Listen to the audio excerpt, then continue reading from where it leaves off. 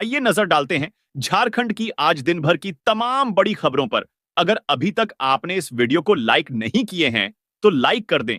साथ ही इस चैनल को यानी लगातार न्यूज झारखंड चैनल को सब्सक्राइब कर दें ताकि आप झारखंड की खबरों से अवगत रह सकें। साथ ही आप खुद भी अपडेट रह सकें। तो चलिए शुरू करते हैं। मैया सम्मान योजना से इस महीने 5 लाख से अधिक महिलाओं के कट जाएंगे नाम। नहीं मिलेगी योजना की राशि। एक तरफ जहां मैया सम्मान योजना के लाभुक 9वीं और 10वीं किस्त का इंतजार कर रहे हैं, तो दूसरी तरफ योजना का फर्जी लाभ उठाने वाले लाभुकों पर सरकार सख्त रवैया अपना रही है। योजना का फर्जी तरीकों से लाभ उठाने वालों लाभुकों पर कार्रवाई होनी शुरू हो गई है। सत्यापन के दौरान 5,46,000 अपात्र लाभुक मिले हैं। इन लाभुकों ने अभी तक अपना जरूरी दस्तावेज जमा नहीं किए हैं और न ही बैंक खाते को आधार से लिंक करने के बारे में कोई जानकारी दी गई है। अब इन्हें अप्रैल और मई महीने की यानी 9वीं और 10वीं की राशि नहीं मिलेगी। साथ ही इन लाभुकों का मैया योजना की सूची से नाम भी हटा दिया जाएगा। गौरतलब है कि झारखंड सरकार ने इसको लेकर पहले ही स्पष्ट कर दिया है कि योजना की राशि केवल उन्हीं लाभार्थियों को दी जाएगी जिनका बैंक खाता आधार कार्ड से जुड़ा होगा। मैया सम्मान योजना झारखंड सरकार द्वारा चलाई जा रही एक महत्वाकांक्षी सामाजिक योजना है जिसका उद्देश्य राज्य की महिलाओं को आर्थिक रूप से सशक्त बनाना और उन्हें योजनाओं का सीधा लाभ पहुंचाना है। इस योजना का लाभ तभी मिल सकता है जब लाभार्थी का आधार नंबर संबंधित योजना से जुड़ा हो। विभागीय संकल्प के आलोक में योजना के लाभुकों को अप्रैल 2025 से आधार लिंक्ड एकल बैंक खाता के माध्यम से ही मैया योजना के लाभुकों का भुगतान किया जाना है।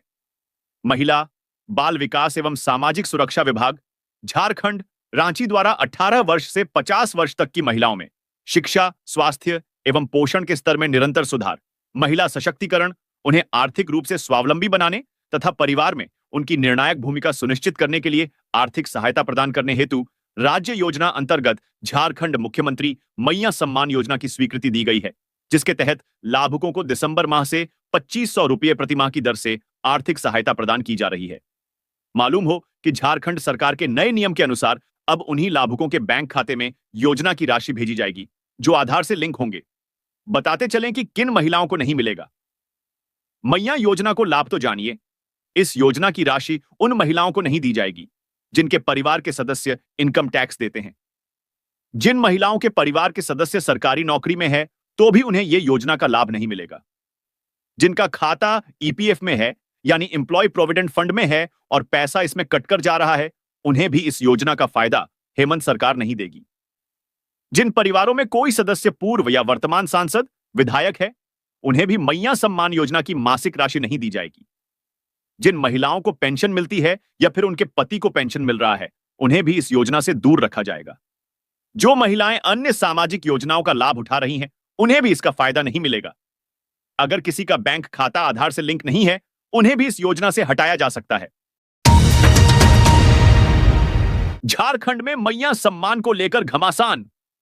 भाजपा ने बेटियों को ठगने का लगाया आरोप, झामुमो ने किया पलटवार। भाजपा की प्रदेश प्रवक्ता राफिया नाज ने मैया सम्मान योजना के तहत 5,46,000 बहनों बेटियों को अपात्र ठहराने के निर्णय पर नाराजगी जताई है। कहा कि यह निर्णय हेमंत सोरेन सरकार की दोहरी नीति और वोट बैंक राजनीति का स्पष्ट प्रमाण है, जिसने पहले इन गरीब बहनों बेटियों को योजना में शामिल कर वोट बटोरे। अब चुनाव बाद उन्हें अपात्र बताकर अपमानित किया जा रहा। उन्होंने चेतावनी दी कि यदि एक भी बहन बेटी से वसूली की गई तो भारतीय जनता पार्टी बहनों बेटियों का अपमान कतई बर्दाश्त नहीं करेगी। राफिया ने कहा कि हेमंत सरकार पैसे देकर वोट लेती है, फिर सत्ता में आने के बाद वसूली करती है। यही इनका असली चरित्र है। मार्च 2025 तक आधार लिंकिंग और दस्तावेजी सत्यापन के नाम पर केवल 37,45,065 बहनों बेटियों को ही स्थायी रूप से लाभ मिला। लेकिन अब अचानक 5,46,000 बहनों बेटियों को अपात्र कहकर सूची से हटाया जा रहा है। अब सरकार वसूली की भी बात कर रही है। अगर ये बहन बेटियां वास्तव में अपात्र थीं, तो उन्हें डीबीटी के माध्यम से राशि क्यों दी गई? क्या यह योजना नहीं बल्कि धोखा था? उन्होंने कहा सरकार अपने वादों से पलट रही है। हेमंत सरकार का यह दोहरा मापदंड साफ करता है कि कभी इन बहनों बेटियों का वास्तविक भला नहीं चाहा गया, वे केवल चुनावी वोट बैंक थीं। क्या इन्हें वोट बैंक मानकर ही सम्मान राशि दी गई थी? भाजपा की प्राथमिकता हमेशा बहन बेटियां रही हैं। इस अन्याय को बर्दाश्त नहीं किया जाएगा। भाजपा उनकी गरिमा का पुनरुद्धार करेगी। अगर एक भी बहन बेटी से वसूली की गई तो सड़क से सदन तक अपनी बहनों बेटियों की आवाज बुलंद करेंगे। बाबूलाल ने सीएम को पत्र लिख कहा, जेएसएससीए चुनाव पारदर्शी व निष्पक्ष कराएं। नेता प्रतिपक्ष बाबूलाल मरांडी ने मुख्यमंत्री हेमंत सोरेन को पत्र लिखकर झारखंड स्टेट क्रिकेट एसोसिएशन यानी जेएसएससीए के चुनाव में प्रशासनिक प्रभाव व हस्तक्षेप को रोककर पारदर्शी एवं निष्पक्ष चुनाव कराने का आग्रह किया है। पत्र में कहा है कि जेएसएससीए का चुनाव 18 मई को प्रस्तावित है, जिसके लिए 12 एवं 13 मई को नामांकन तथा 14 मई को नाम वापसी की तिथि निर्धारित है। लेकिन सूचनाओं से स्पष्ट हो रहा है कि यह चुनाव एक खेल संघ का चुनाव न होकर प्रशासनिक पद के दुरुपयोग का रूप लेता जा रहा है। सरकारी सेवा में लगे अधिकारी चुनाव प्रचार के लिए खुलेआम घूम रहे हैं, प्रशासनिक तंत्र का खुले तौर पर दुरुपयोग कर रहे हैं। ये सरकारी अधिकारी अपने पद, प्रभाव एवं सुविधाओं का इस्तेमाल कर मतदाताओं को प्रभावित कर रहे हैं, जो पूर्णतः अवैध, अनैतिक और लोकतांत्रिक प्रक्रिया के विरुद्ध है। जेएसएससीए राज्य का एक प्रतिष्ठित खेल संगठन है और इसकी साख को बचाना हम सभी की जिम्मेदारी है। यदि अभी हस्तक्षेप नहीं किया गया तो झारखंड क्रिकेट की पहचान और गुणवत्ता दोनों पर खतरा मंडराने लगेगा। पूर्व में भी जेएसएससीए के चुनावों में सत्ता का दुरुपयोग होता रहा है, जिसके कारण चयन प्रक्रिया में भाई भतीजावाद, जातिवाद और क्षेत्रवाद को बढ़ावा मिला है। इसका सीधा प्रभाव राज्य के योग्य एवं मेहनती खिलाड़ियों के अवसरों पर पडीडी डीछा है, जिससे वे हतोत्साहित एवं निराश हुए हैं। जेएसएससीए के चुनाव में ऐसे लोगों के कब्जे से यह भी देखा गया है कि एसोसिएशन की संपत्ति और संसाधनों का मनमाने ढंग से दुरुपयोग होता है। अपने प्रभाव से ये लोग वर्षों तक पदों पर बने रहते हैं और अपने चहेते लोगों को सदस्य बनाकर संगठन को भ्रष्टाचार का केंद्र बना देते हैं। नेता प्रतिपक्ष ने सीएम से यह किया है आग्रह, चुनाव प्रक्रिया में किसी भी प्रकार के सरकारी हस्तक्षेप, पद प्रभाव एवं सरकारी सुविधा के दुरुपयोग को अविलंब रोका जाए। ऐसे सरकारी अधिकारियों पर तत्काल कार्रवाई की जाए जो चुनाव को प्रभावित करने की कोशिश कर रहे हैं। मतदान के दिन कड़ी विधि व्यवस्था की व्यवस्था की जाए ताकि सदस्य निर्भीक होकर मतदान कर सकें। चुनाव आयोग या किसी स्वतंत्र संस्था की निगरानी में यह चुनाव संपन्न कराया जाए ताकि इसकी निष्पक्षता और पारदर्शिता सुनिश्चित हो सके। इरफान अंसारी ने सीपी सिंह को चेताया, कहा सुधर जाइए, आपके हित के लिए होगा। राज्य के स्वास्थ्य मंत्री डॉक्टर इरफान अंसारी ने रांची के विधायक सीपी सिंह को चेताया है कि आप सुधर जाइए। सोशल मीडिया पोस्ट में लिखा है कि गरीब एवं लाचारों के साथ गलत करके खुद के लिए बेहतर जिंदगी की उम्मीद करने वाला इंसान कभी किसी का सगा नहीं हो सकता। जहर उगलने वाले नेता याद रखें, देशद्रोह की असली जड़ आपकी सोच है। सीपी सिंह से कहा है कि मैं बार बार आपको नसीहत दे रहा हूं कि आप सुधर जाइए, यह आपके लिए हित में होगा। जहर उगलना बंद कीजिए। डॉक्टर इरफान ने कहा है कि सीपी सिंह जैसे नेताओं की जहरीली जुबान ही इस देश में नफरत की असली जड़ है। एक बच्चे की सोशल मीडिया पर की गई गलती को आप आईएसआईएस से जोड़ रहे हैं। यह सिर्फ ओछी राजनीति है और आपकी मानसिक दिवालियापन का प्रमाण भी। अगर आपके पास सबूत है तो कानून को सौंपिए, लेकिन धर्म विशेष, मौलवियों और मदरसों को बदनाम करने का ठेका आपको किसने दिया है? आपकी यह घृणित सोच न तो देशभक्ति है, न राष्ट्र सुरक्षा की चिंता, बल्कि समाज को बांटने वाली एक खतरनाक साजिश है। आप बार बार मुसलमानों को टारगेट करते हैं। क्या यही है आपका राष्ट्रवाद? मैं आपको खुली चुनौती देता हूं, अगर हिम्मत है तो एक भी सबूत देश के सामने रखें कि वो युवक किसी आतंकी संगठन से जुड़ा है, वरना चुपचाप अपने राजनीतिक रिटायरमेंट की तैयारी कीजिए। आपको सोचना चाहिए कि उस मासूम बच्चे की मां पर क्या बीत रही होगी। एक मां की बेबसी, उसका रोता हुआ चेहरा और उसकी हाय आपको जरूर लगेगी। देश को आप जैसे नफरत के सौदागरों से ही सबसे बड़ा खतरा है। कानून पर भरोसा रखिए, नफरत फैलाना बंद करिए। इतिहास के पन्नों में दर्ज हो जाएगा कैफोर्ड हाउस, बदल जाएगा स्वरूप, सीएम ने रखी आधारशिला। अब कैफोर्ड हाउस इतिहास के पन्नों में दर्ज हो जाएगा। कैफोर्ड हाउस झारखंड के मुख्यमंत्री का आवास है, जिसका एक लंबा इतिहास है। इस आवास की नींव 1853 में बंगाल के लेफ्टिनेंट गवर्नर के प्रिंसिपल एजेंट कमिश्नर एलियन ने रखी थी। बाद में कैफोर्ड ने इस आवास को पूरा करवाया और इसका नाम कैफोर्ड हाउस पड़ गया। कैफोर्ड हाउस को लेकर कई मिथक प्रचलित हैं। ऐसा माना जाता है कि इस आवास में जो कोई मुख्यमंत्री रहा उसने अपना कार्यकाल पूरा नहीं किया। इस मिथक के कारण कई मुख्यमंत्रियों ने इस आवास में रहने से परहेज किया। कैफोर्ड हाउस को लेकर एक मिथक प्रचलित है कि इस आवास में रहने वाले मुख्यमंत्री अपना कार्यकाल पूरा नहीं कर पाते हैं। इस मिथक के कारण कई मुख्यमंत्रियों ने इस आवास में रहने से परहेज किया। बिहार से झारखंड अलग होने के बाद कई मुख्यमंत्री बने, लेकिन कोई भी अपना कार्यकाल पूरा नहीं कर सका, जिसमें बाबूलाल मरांडी, अर्जुन मुंडा, शिबू सोरेन और मधु कोड़ा के नाम शामिल हैं। हेमंत सोरेन ने 2013 में पहली बार मुख्यमंत्री बनने पर इस आवास में नहीं रहने का फैसला किया था। अब देखना होगा कि क्या वह इस मिथक को तोड़ पाएंगे या नहीं। अब मुख्यमंत्री हेमंत सोरेन ने इस मिथक को तोड़ने का फैसला किया है। उन्होंने नए मुख्यमंत्री आवास की आधारशिला रखी है, जिसमें कई अत्याधुनिक सुविधाएं और बैठक के लिए हाईटेक इंतजाम होंगे। 2014 में रघुवर दास झारखंड के मुख्यमंत्री बने और उन्होंने कैफोर्ड हाउस के मिथक को तोड़ने की कोशिश की। उन्होंने उस वक्त कहा था कि वह इन सब बातों पर यकीन नहीं करते और उन्होंने इस आवास में कुछ वास्तु बदलाव किए। रघुवर दास ने कांके रोड वाले गेट से आने जाने की जगह मोरहाबादी वाले गेट का इस्तेमाल किया। उन्होंने अपना कार्यकाल जरूर पूरा किया, लेकिन दूसरी बार वह मुख्यमंत्री नहीं बन सके। रघुवर दास की कोशिश से यह नहीं कहा जा सकता है कि मिथक पूरी तरह से टूट गया। उन्होंने अपना कार्यकाल पूरा किया, लेकिन दूसरी बार मुख्यमंत्री नहीं बन सके। यह होगी नए आवास की खासियत। आवास में हेलीपैड की सुविधा होगी, जिससे मुख्यमंत्री को आने जाने में आसानी होगी। बड़े बड़े कॉन्फ्रेंस हॉल और वीडियो कॉन्फ्रेंसिंग रूम होंगे, जिससे मुख्यमंत्री बैठकें कर सकेंगे। आवास में पार्किंग के लिए उचित व्यवस्था और गार्डन भी होगा।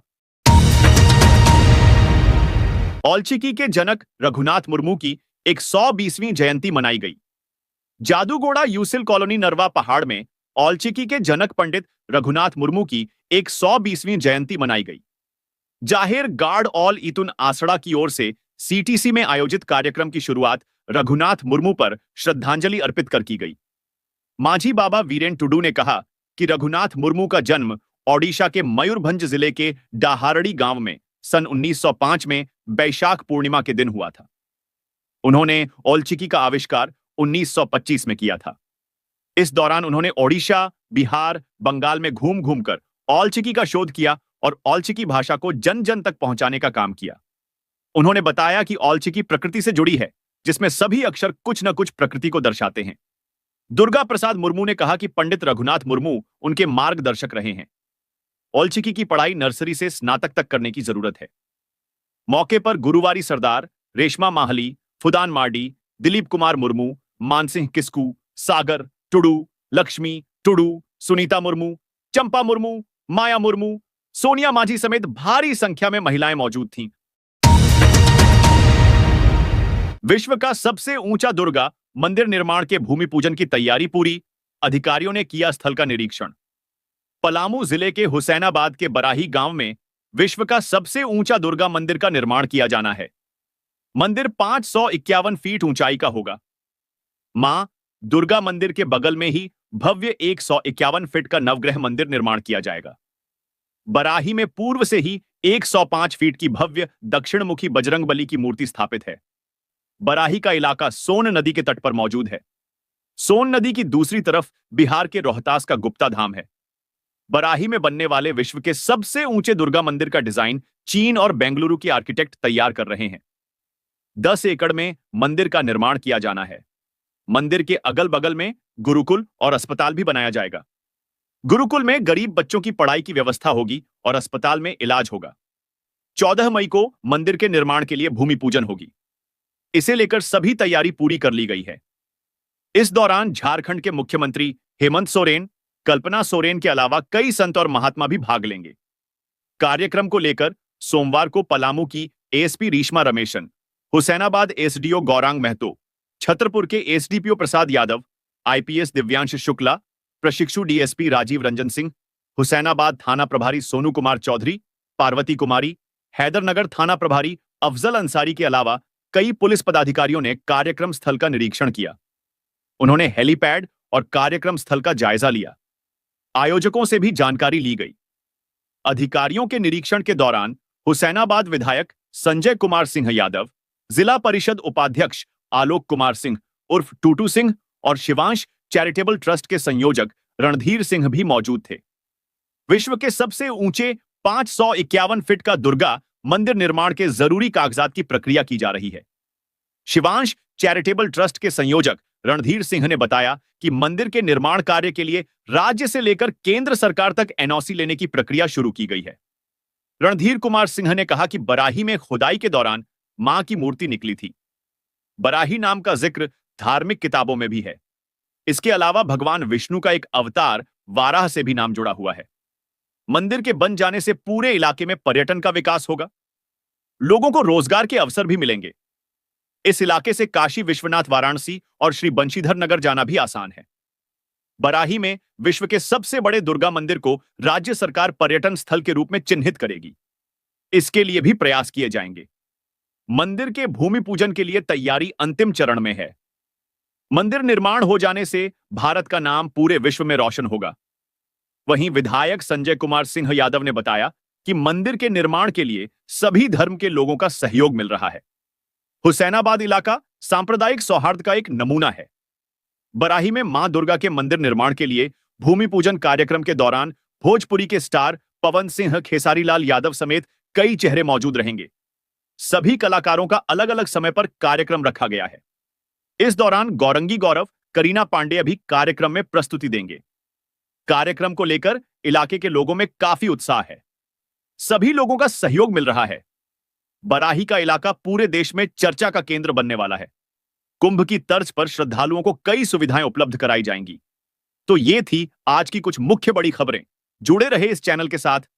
ऐसे ही आपको इस चैनल के माध्यम से झारखंड की तमाम छोटी बड़ी खबरों का अपडेट मिलता रहेगा। मिलते हैं फिर से अगले वीडियो में। तब तक हमें इजाजत दीजिए। जोहार।